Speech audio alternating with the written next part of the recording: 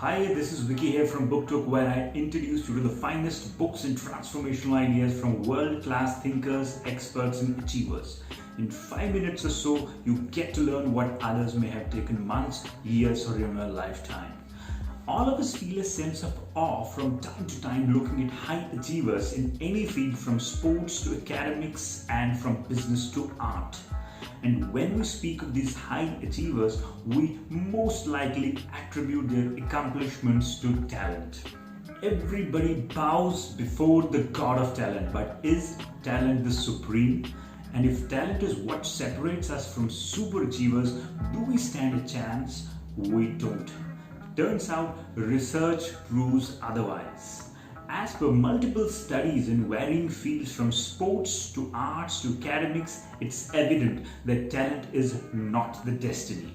So if talent is not the crucial factor that separates super achievers from everybody else, what does? I have to warn you, finding out kind of puts spotlight back on us, because we can't then hide behind the argument that we don't seem to be particularly talented in any way. But it's kind of liberating also, right? If there is something we can control, we might as well pull up our sleeves and do the best we can do. That's the topic of this video and book I'm covering today. It's called Grit, the Power of Passion and Perseverance. Author Angela Duckworth is a professor of psychology at the University of Pennsylvania. She studies grit and other attributes that predict success in life. Angela is a co-founder of the Character Lab, a non-profit whose mission is to advance the science and practice of character development in children. Big idea from the book, as evident from the subtitle, is what we accomplish in our lives depends more on how much grit we have. And our grit is a combination of our passion and perseverance than our innate talent. Angela's research has led her to a theory and equation of achievement. As per this equation, achievement in any endeavor has three elements: talent, effort and skill. A combination of these three ensures you end up with a level of achievement in your chosen field. Here is the equation. Anything interesting you note in there? Okay, here it is. For achievement in any endeavor, effort counts twice. Yes. No matter the amount of talent you begin with in your life, your efforts put in will decide how much skill you become in your chosen field. A more talented person than you may quickly get to the level of skill, but remember, life is not a 100-meter race. Life is a marathon, in fact the longest marathon ever. If you don't give up on your efforts, over time you will catch up with the skills of even the most talented person. On the flip side, a talented individual who is not putting in the required effort will languish and never achieve their 100% potential. Without effort, your talent is nothing more than your unmet potential. Without effort, your skill is nothing more than what you could have done but didn't. Effort is made possible by quiet determination to stick to a course once decided upon, and not abandon tasks in face of obstacles. This makes you gritty. As per Angela's research, there are 4 things common in people with high grit. First comes passion. Passion begins with innately enjoying what you do. Next comes the capacity to practice. It's the daily discipline of trying to do things better than you did yesterday. Third is purpose. What ripens passion is the conviction that your work matters. And finally, hope. Hope is rising to the occasion kind of perseverance. At various points, in big ways and small, we get knocked down. If we stay down, grit loses. If we get up, grit prevails. The 4 psychological assets of passion, practice, purpose and hope are not you have it or you don't have commodities. You can learn to discover, develop and deepen your passion. You can acquire the habit of discipline. You can cultivate the sense of purpose and meaning, and you can teach yourself hope. Now let's come to specific tactics that you can use to fuel your passion, increase your capacity to practice, cultivate purpose and hope. First comes passion. If you met someone who is passionate for something, you can feel what a difference it makes to the person in their energy and outlook towards life. People who follow their passion look towards each day as an opportunity to engage in their craft, contribute, and be better at what they do. They don't choose to do things because they are easy or financially lucrative. They do it because it drives them with unbounded energy. Research has shown that people passionate for what they do are more satisfied with their jobs, do their jobs better, are more helpful to their co-workers, and stay at their jobs longer. In a 2014 Gallup poll, more than 2/3 of adults said they were not engaged at work. A good portion who were actively disengaged. Worldwide, only 13% of the adults call themselves engaged at work. So it seems that very few people end up loving what they do for a living. Matching your job to what captures your attention and imagination is a great way to start a lifelong adventure.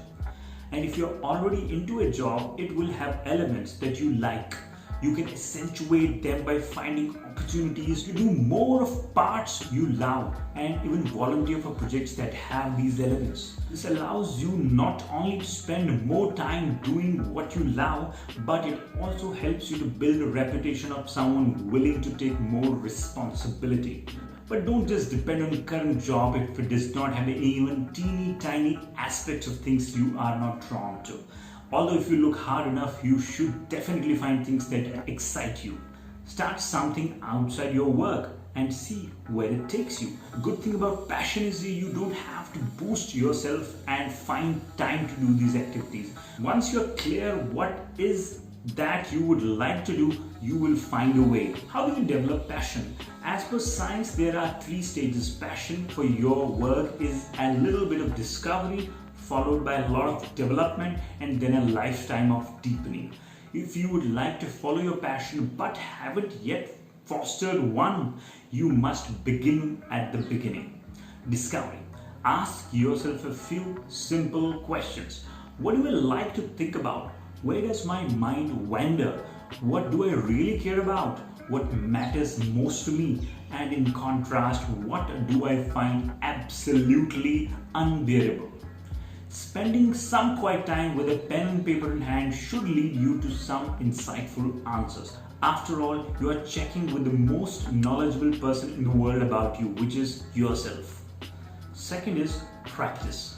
Grit definitely correlates with more time on task. However, spending time is necessary but not sufficient. As one of my friends loves to say, some people get 10 years of experience in a job while others get 1 year of experience then 10 times in a row in the same job. It's not just about quantity of time devoted to interest, but also the quality of time. How do you do it? Don't just practice, but do deliberate practice. What's the difference? In deliberate practice, you have a clearly defined stretch goal, maybe like improving on time, speed, or understanding of your subject or skill than your current level. It has to be measurable for you to see if you are objectively getting better. Second, full concentration and effort. This can be achieved by making your target just out of stretch from your current performance level. Anything easier and you get bored. Anything more difficult, you lose interest. Third, immediate feedback. If you do the above two steps correctly, you will be getting immediate feedback, which is important. Assess how much improvement you are making. And finally, repetition. You relentlessly look to hit the target by repetitioning before setting a new and slightly more high bar and repeating the entire process. This is a virtuous cycle and keeps you in the loop to be better with time and not spending years on the same level of expertise. Then comes purpose.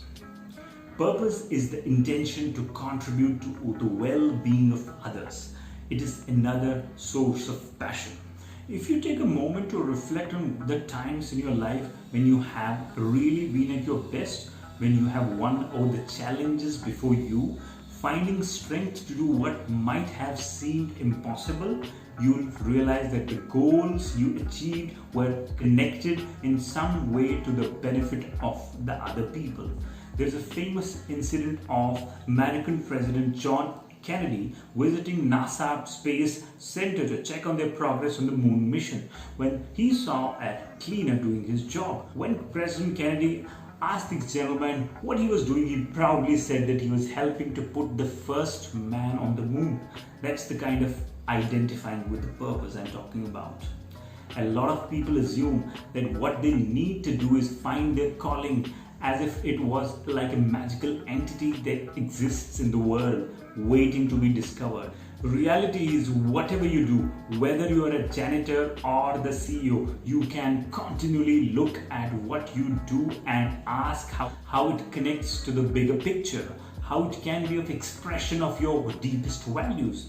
That's how you connect with your purpose. In my career, I have managed teams of different sizes. Well, there was always some job which needed to be done, but for me, it was always about nudging people to grow themselves while delivering on their primary results.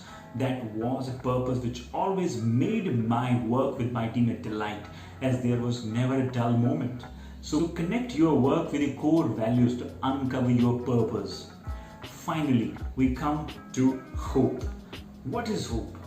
One kind of hope is expectation that tomorrow will be better than today. It's the kind of hope that has us yearning for sunnier weathers or a smoother path ahead. It comes without the burden of responsibility. The onus is on the universe to make things better.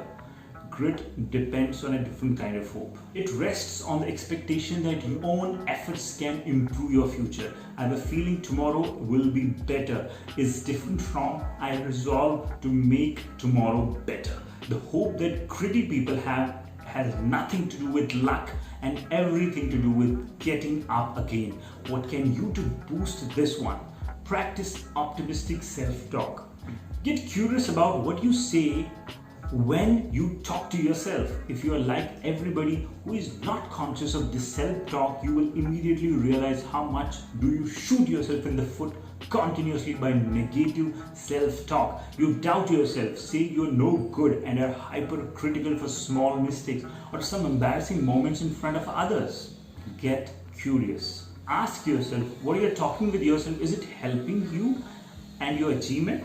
Negative self-talk is like trying to hit the target when you're looking down to the ground. It hampers your ability. You become your own bottleneck. Free yourself from this burden. Be compassionate with yourself while you catch yourself doing negative self-talk. Awareness will be a big step towards to catch yourself doing it and replacing it with positive and encouraging words for yourself. It's like what you say when you see your dear friend talking themselves down. You don't let them do it, do you? Treat yourself the same. Let me know in the comments below if you believe that efforts win our talent.